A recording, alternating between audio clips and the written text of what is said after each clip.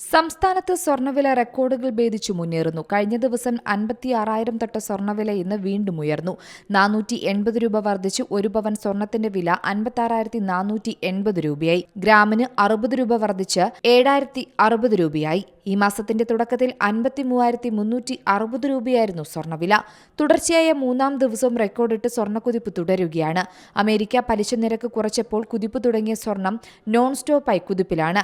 പശ്ചിമേഷ്യൻ സംഘർഷങ്ങൾ കൂടിയായപ്പോൾ സ്വർണ്ണവില പിടിച്ചാൽ കിട്ടാത്ത നിലയിലായി. ഈ മാസം ഇതുവരെ ഒരു പവന് കൂടിയത് 2,920 രൂപയാണ്.